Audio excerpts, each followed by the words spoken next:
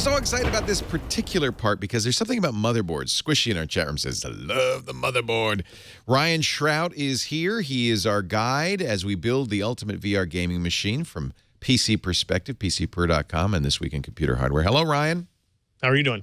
I feel good, and I'm excited. Now, last week we chose this processor, the i7, but in particular Intel i7, not the heavy-duty 8-core, just a 4-core processor because it can go faster. This is the i7-6700K. Right. There we go. And it's unlocked. That's the K, which is good. Mm-hmm. Right now it's 4 gigahertz, right? But it could go even faster. Right. Yeah, its base clock is 4 gigahertz. Okay. But, of course, a processor is nothing out with that. The motherboard, and as we spoke about last week, we're kind of choosing the platform here. So we've chosen Skylake. That means we get a Skylake motherboard, right?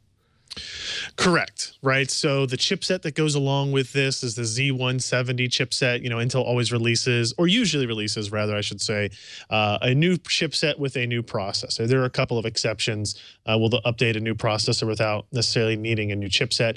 This is a new chipset to go along with it. And with that became, you know, a dozen motherboards from every manufacturer, every vendor you can think of, with all ranges of prices and options as you kind of normally expect motherboards to do these days. Has the socket been stable for a while? Where this is a LGA 1151 socket. I remember they used to change sockets a little too often.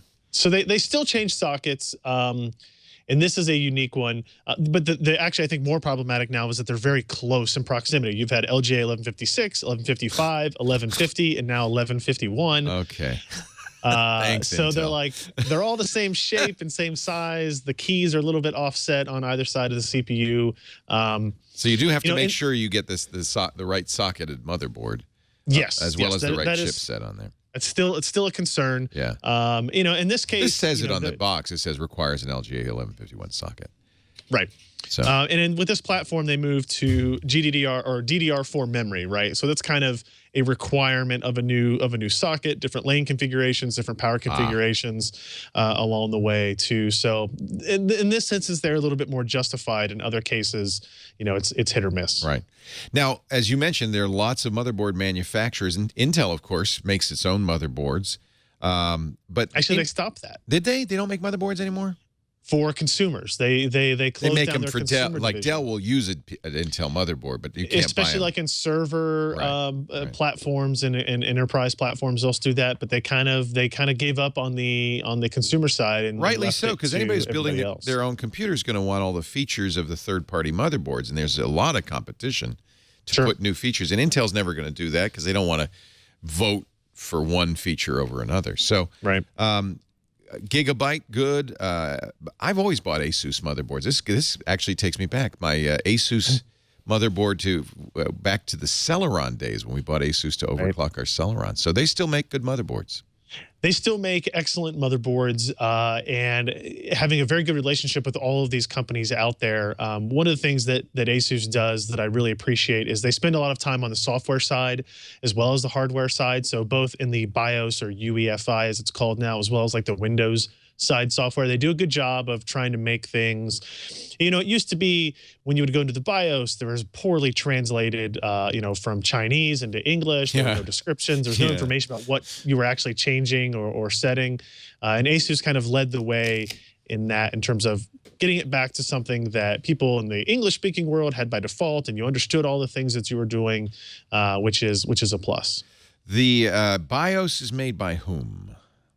It's built by Asus, right? So they get a base code from Intel. The AMI, the days of the AMI or the Phoenix BIOS, those days are gone, huh? Yep. It's kind of all super standardized now. Like I said, Intel comes in with like here's the base code that you have to have to make everything work, and now you go change everything from there. Why did you choose this particular motherboard? So this is actually one of the first motherboards that came out with the Skylake platform. It's the Asus Z170 Deluxe, and it's interesting in that it offers a ton of features both on the board, and it comes with a lot in the box that I think can be pretty useful, right? So of course you have support for all the processors. You have 4 DIMM slots.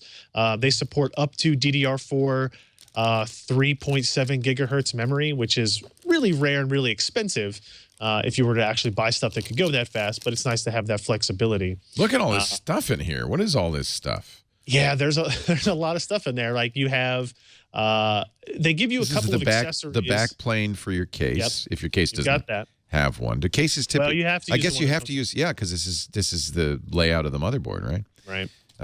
What is this? This is what is that? CPU cooler? So that's an antenna, I think, for 80, because this board comes with 802.11 AC, dual band Wi-Fi, and Bluetooth 4.0. Yeah, that's what this is. Yeah. Yeah, it's an impressive speed add on there. And this is external. This will plug in outside, which is nice because you can move it around to get better reception. Yep. Wow, and even if you plug in your system to a hardwired internet connection, which obviously we almost always would recommend, right? You can actually use that in their software to set it up as a hotspot, right? So you can make it an access point as well using that 802.11 AC device. This is a hyper kit. What's that do? So that is a device. So on the end that you're holding up to the top there with the gold connections, that is an M.2 connection. And then the plastic piece you see there is now called a U.2 interface. So there are some SSDs, in particular, there's one Intel SSD out now that uses that interface. It's a PCI Express based interface that allows you to get PCIe, NVMe, SSDs attached to your system in an alternate way, right? So there's an attachment from the motherboard, but this is a daughter board that you could use if your SSD needed that connector. So some boards today and I would expect more in the future will actually have that plastic connector on the motherboard itself, the U.2 connector. But Asus included this as an adapter, right? Because this board didn't have it, but it does have M.2 support on it. So this way you can, if you have an M.2 based SSD, you can install it on that, or you can use that adapter to install a U.2. And one of the reasons we chose this motherboard and the chip is for M.2, right? M.2 is, these are faster SSDs, these are better SSDs? So M.2 is a form factor that was available in Sata first, and now it's M.2 PCIe. It's the PCIe version. You want to be on the PCI Express bus, absolutely. That's where you get, your 10, 20 gigabit per second data speeds. Wow. And you get your lower response times and everything as well. There's actually another adapter in there that looks like a PCI. It's like a PCI Express add-in card that will let you. Wow. Yeah, so that is actually just an adapter to move from, they call it the Hyper M.2 by 4 Mini or something like that. And you put an M.2 card on it, and then you plug it into a normal PCI Express slot. Got it. Now, even though this motherboard already has an M.2 slot on it, if you wanted to add a second one, you could do that, right? You can put PCIe, NVMe, SSDs in RAID 0 if you want, or RAID 1 if you would need to do that for some reason. And that's software RAID on the motherboard. The BIOS supports that. Yes. Yep. And the Intel controller kind of handles it. You use Intel software and Windows to,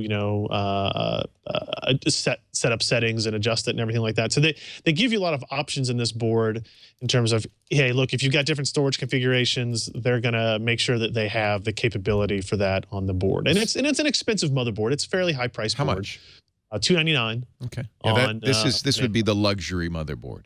Yes, for this chipset specifically. Yeah, I think there are some higher end, but they're more focused on overclocking features and capability, which this is more like, hey, you're an actual end user who's you want 802.11 AC, you want all these storage options, you want improved sound quality, you want USB 3.1. Those are things that are added on in this case. How many M.2 SSDs could I get in here?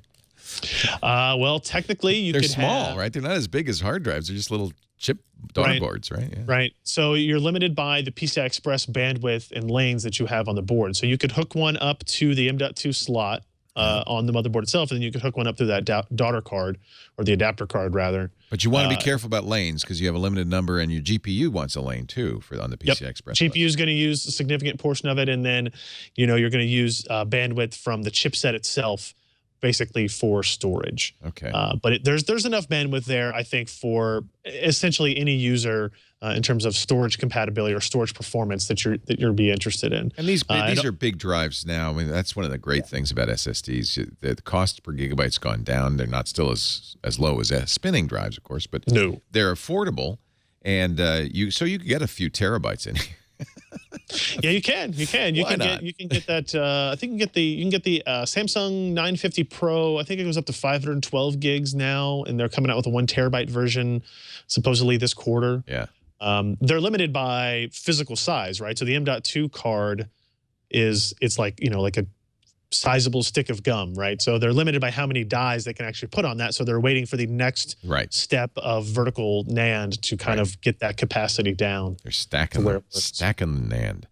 Yep. This is a little adapter for SLI in case we want to put. I'm not going to tell you what GPU we're going to put in here, but if we were going to put in 2 GPUs, right? This would connect the two. It's nice that they throw that in. I like it's just little luxury features like this. Let's get the motherboard out here. Yep. Oh, yeah, they have a lot of extra features in there. This is heavy. This is the heaviest motherboard I've ever felt, and you'll see why in a moment when we get it out of here, because it looks like it's got some heavy metal on here.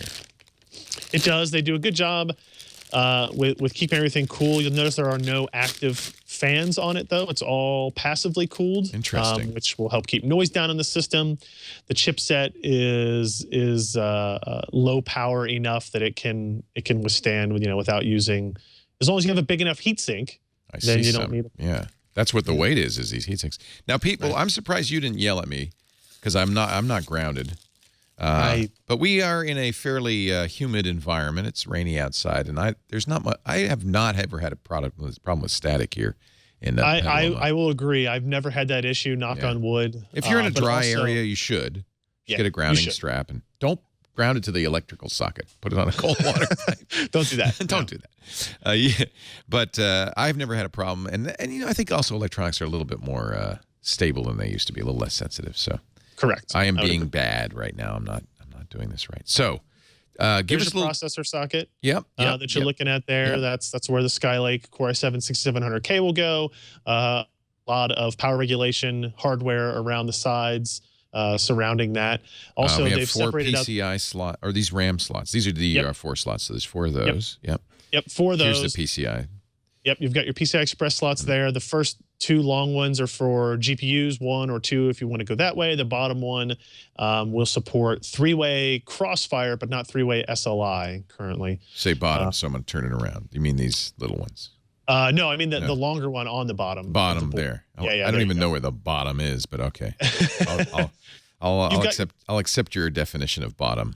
I guess, there by your thumb, you've got power buttons, reset buttons, memory buttons. Clear CMOS buttons. That's kind of nice. These are actual buttons, not just pins, right? That would connect to something on the case. So you could actually open up the case and do the reset and power directly. Yeah, a lot of people will do that. Even if if you have an open test bed, obviously that's useful. But even if you're getting things set up before you close the door on the door on the case, you've got access to that. Love that. You don't have to get the screwdriver out and kind of short the pins necessary to turn it on, which is something I did for the first 10 years of doing this type of stuff. Yeah, but I haven't built a computer probably in 10 years, and it's really fun to see how far we've come on these Mobos. So there's a bunch. The capacitors all in one corner over here. Oh no, here's some more over here. So you've got some in the. If you're looking at the bottom left, kind of by that white shroud, those are actually. It's interesting. Those are all dedicated to the audio on the motherboard. Holy cow! A trend in motherboards is to, onboard audio had a horrible reputation for valid reasons for a long time. A trend in motherboards has been to do what they can to separate that out, right? So you've got a lot of dedicated capacitors. Many times, and in fact, on this motherboard, you have a dedicated layer of the board where the traces that go from the sound controller through the capacitors into the outputs are dedicated, right? So this is almost a whole section, right? There's like a weird, there's like kind of like a line you see there that actually illuminates a little bit. It's kind of like a this is going to light up. It'll light Nobody's up. going to see it. This is going to be on the case side, right? Right. It creates a nice little glow underneath the board. Yeah. Oh, how funny. This is a beautiful. You could see this is a beautiful layout. I mean, it really feels like this is a mature product here, and they know what they're doing. That's one thing. That's one thing you can say about motherboards is that they haven't changed much. Like form factor is the same, the goals are the same of stability and performance. And as a lot of those features like memory controllers and stuff moved into the processor, all these guys had to move on to other areas to improve things. So they did better build qualities. They did better software support. They added more unique features. If you look at the connectivity on the backside there you go. You know what I love? First of all, I love it that they've put a housing around it so that it's stable. You know, it used to be these, you know, you have to really, but now you can plug in cables and you know that this plastic hood is going to kind of keep it in place. Looks like there's also, well, let's talk about this and then we'll get on some other stuff. Sure. So look at the connectivity on the back. We've got HDMI. We've got over here, this is the dual link, right? Yep, you've got HDMI, DisplayPort, and optical audio up there. Now, what's interesting about the video display outputs is we won't use them ever because we're using discrete graphics. Right. Right. So this is for the motherboard graphics, obviously. Right. Yeah. So the GPU technology that exists on the processor would run through those outputs. Technically, you can enable both, and to sometimes limited compatibility. You know, sometimes this works for me very easily. Sometimes it doesn't. Where you could have secondary display outputs connected through the motherboard display. That's really OS dependent, isn't it? Not so it much is, hardware. and Windows 8 technically supported it. Windows 7 technically supported it, and Windows 10 does as well. But for me, since you can get 4 displays connected to a GTX card and 4 or 6 displays connected to a Radeon card today, it's kind of how many monitors do you need, really? I need many monitors. Well, yes, you're a unique individual. I'm intrigued that they gave us a backplane for the connectivity here. Yeah. Oh, this is interesting. It's padded. It's anti-static as well. Oh, So nice. That's what it's supposed to do. It's supposed to help keep it grounded. Oh, that's really nice. And then that's going to go in the case, and it's going to go over the top here. I see these coax connectors. I presume one of them, in any way, is for the Wi-Fi antenna. All three of them. All three of them. All three, because you've got dual band Wi-Fi and Bluetooth to go through that. You've got. There's an external Bluetooth antenna. It's part of the same antenna. That's a really great idea. I mean, getting it out of the case is always a good idea, I think, right? Yep. Yeah. Yep. You've got a lot of USB connections on there, 2 gigabit Ethernet connections. What's interesting is if you look at those USB ports, notice that you've got like 3 teal color, 1 dark blue, 1 black. Now the blue is USB 3, right? The dark blue is USB 3, and that's USB 2, 1. And then what's the teal? The teal is USB 3.1. Ooh, baby! In fact, I see a Type C connector. Look at that. Yeah. So you've got 6 USB 3.1 connections, 5 Type A and 1 Type C. The Type C is that new reversible style there. So a lot of bandwidth on there for connectivity. You know, there's not any USB 3.1. It's not all the same channel. How many USB channels are there on here? There's 3 controllers. 3 controllers. Two to each controller. Yeah. That's nice. So you can separate them, which is always a handy thing to do. Yep. And these are both gigabit Ethernet. You said, yeah. Yep, and then both Intel controller base, and then you've got your standard analog audio. People still use that. Yeah. You know what? But I love it that it has optical out. Yep. Now we're going to go kind of crazy. I think we decided to get a standalone sound card just for the process of choosing one. But it sounds like motherboard audio has really come a long way. It honestly really is for the vast majority of people. Motherboard audio is more than capable of delivering what you want, and especially with the. Like if you're using a gaming headset that has a USB connection, right? It all has digital DAC in there, so it's doing all the work. Is the DAC pretty good in this? Yes, it is. Actually, they've done a very good job with that. It's got dedicated amp in there as well. Really? I remember what they even really call it. Wow, that's kind of amazing. So like I said, it's kind of isolated, right? So they do noise isolation, audio amplifier, power re-regulation is what they call that feature, and then all those capacitors down there were Japanese-made audio caps. None of these leaky caps that have been historically a problem. Has been a problem for a while, so hopefully it won't be. I didn't mention this is the Z170 Deluxe from Asus. Yes. Crystal Sound they call it. What is this part over here? Is that a heat sink? Yep, that's the heatsink that's covering the Z170 chipset. So I should take this plastic off of it? Yeah. Otherwise, it will melt to it eventually. Let's not. You don't want to do that. That's just an ad. It's kind of hard to get off. I'll get that off later. It looks like there's a heat pump here too. I see a Yep, you've got so that basically connects all three of the heat sinks for the power regulation around it. It's a heat pipe that kind of goes around and basically makes sure that the load is evenly distributed across that. Nice, very nice. And these aluminum fins here and here. Yep. Okay, should I put the? You want to put the chip in? Is that crazy to do that now? You can do that now. I can. Well, here's the secret, right? So open up, leave the plastic piece on there. Okay, it says important. Install processor first, then remove and keep the cover. I've never heard of such a thing. Well, I think it's a result of, so underneath that cover are all the pins, right? Remember, the pins aren't on the CPU anymore; they're on the motherboard. Right. You don't want to bend those suckers. I think you had people issues with them trying to take the cover off and then fat fingering it and smashing down a bunch of pins or whatever. Right. There they are. Look at them. Yeah.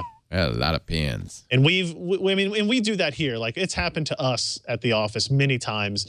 And you got to get the not the binoculars. You got to get the magnifying glasses out. You got to get the little tiny needle nose things and try to straighten them out. And sometimes it works and sometimes it doesn't. You can break a pin so easily. And then, of course, the whole motherboard's gone. And so you have to get a new one. That's $300 down the tubes. So that's interesting. So the processors no longer have pins. Nope. That's a big change. AMD's processors still have pins. Intel's do not. Why did they do that? Most people, if you're if you take the kind of the view on it that I think motherboard vendors do, it's because they wanted to pass the RMAs of bent pins from themselves to the motherboard vendors. Nice. But like, you know what? Now it's not really our issue. You can't really hurt the processor.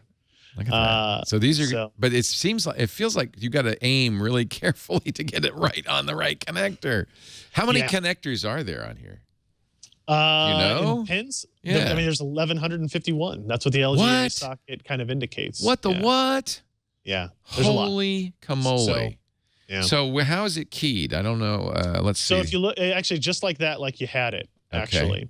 But there's like, if you look at the top of, so set it, there's like keys at the top. You'll see there's kind of like divots. Yeah. There you go. You can't really. So it sits, once it's in there correctly, it doesn't wiggle in. You can't, you can't do it wrong because of these little keys on the edge there. Right. And then you just go ahead and put the door down on it. And as you close the arm. Underneath the thing, the plastic piece will just pop off. This is making me so nervous. Okay, really? The plastic piece is going to pop off? Yeah, probably. Probably? It feels like I'm pushing hard. Yeah, you got to use a lot of force. Really? As long as the front end of it is underneath the screw there. It is. Yeah, see, it's going down there. That's. Will I wait a minute, let me show you. Will I tighten that screw? No. It's just there as a stud for retention. It's just a stud like you. Okay. Let's I feel like I'm going to bend the thing.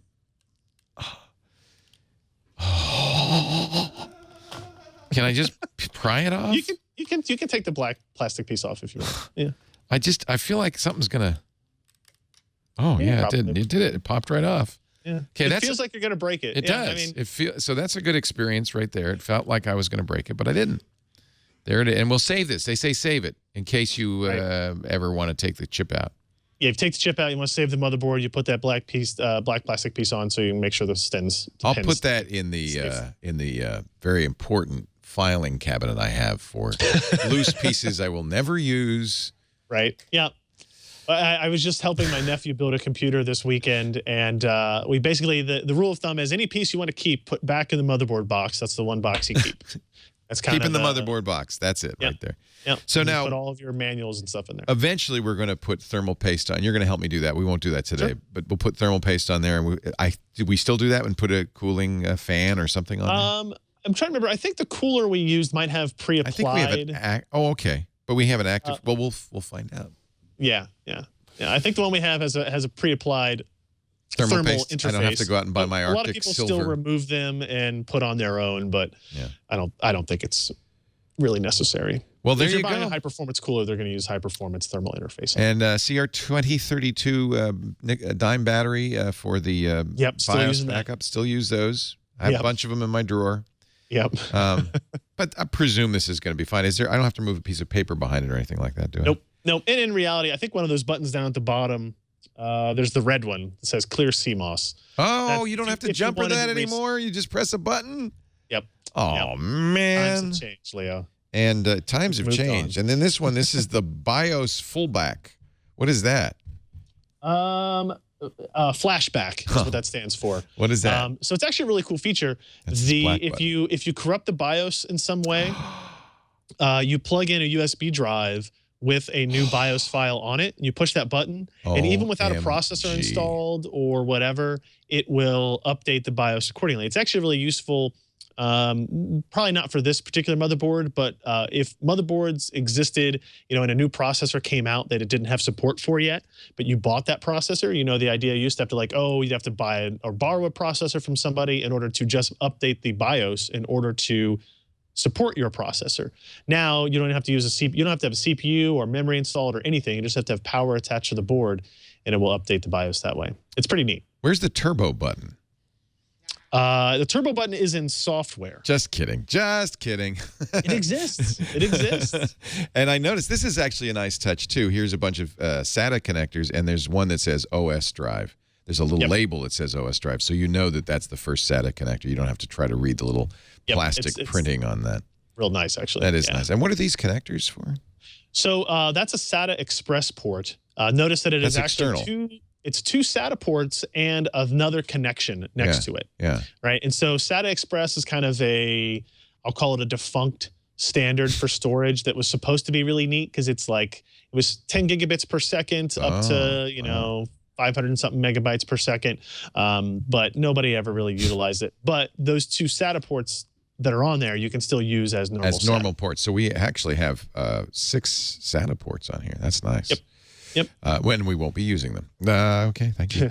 What is this LED readout here? Is that going to be clock speed? Is that going to be temperature? What is that?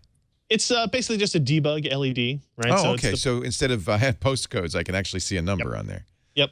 If something doesn't work. So the power on self-test, instead of beeping, it will put a code up there. Yep, and then your manual will have that code in it to tell you what it is. And this board, I mean, it has a lot of other troubleshooting options in there. Like there's actually, you can't tell when it's off, but there's an LED. There are red LEDs at key points. One near the primary PCI Express slot, one near the memory, one near the processor, one near the storage. And if at any point during the boot process it stalls, it illuminates a light telling you what portion it's stalled at, right? So if it's a memory issue, the memory LED will be on red. If it's a graphics issue, if no graphics or display output was connected, it'll illuminate the red light near the PCI Express slot. Wow. So there's still some things that they can do to improve all of this, but they're getting better, right? And for the most part, in my experience, almost all of this is really just plug and play and go. There's much less configuration than you need or should have to do when building a system these days.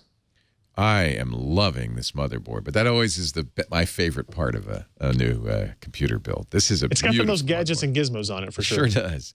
Yeah. Ryan Shrout, thank you. Our guide as we build the ultimate VR gaming rig for our Oculus Rift headset, which is going to be coming in, I don't know when, a few months. I don't know when. I'm hoping. I'm hoping we'll have a PC. Are you building one like this for your Oculus? Yeah, we're actually going to do some build guides at different price points. Try to do one. The biggest problem, the goal we had was to build one for like $900 or close to $900 to. That was Oculus's first thing. Right. Their first claim was, for $1,500 you'll be able to get set up. And now we know the Oculus is $600. Could we actually build a PC for $900 that would get the job done? And it's very difficult to do. You're at the minimum specs for sure. Well, I'm sure you'll have the details of this build.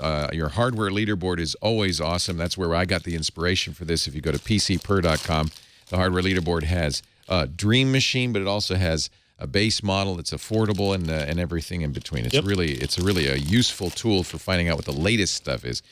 And I presume this is an anti-static bag. It doesn't look like one, but I'm going to put it back in the the anti-static bag and seal it up until next time.